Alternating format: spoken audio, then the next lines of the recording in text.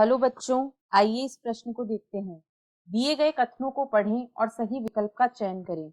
कथन 1, विसरण की प्रक्रिया में ऊर्जा निवेश या इनपुट की आवश्यकता नहीं होती है।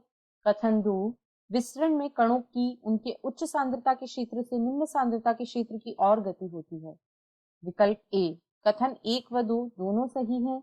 विकल्प बी, कथन 1 गलत है तथा कथन 2 सही है। विकल्प सी, कथन 1 सही है तथा कथन 2 गलत है। या विकल्प डी, कथन 1 व 2 दोनों ही गलत हैं। तो इस प्रश्न की जो मुख्य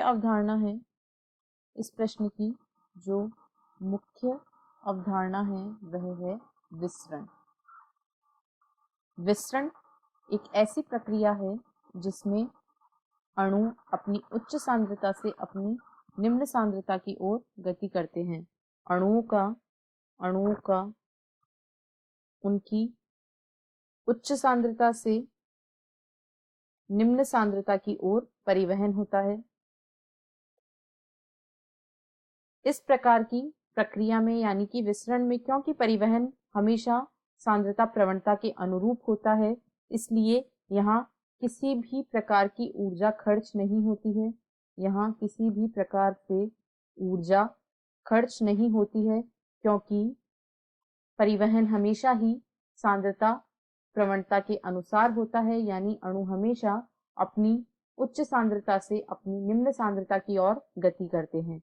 अतः विसरण एक निष्क्रिय प्रक्रिया है।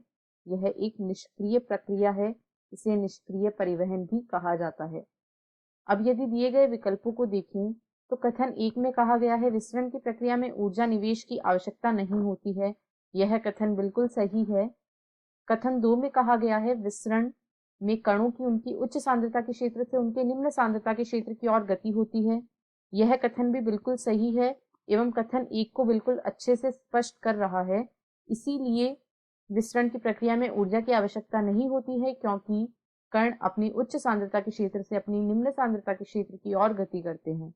अतः इस प्रश्न का सही विकल्प होगा विकल्प ए। कथन 1 व कथन 2 दोनों सही हैं।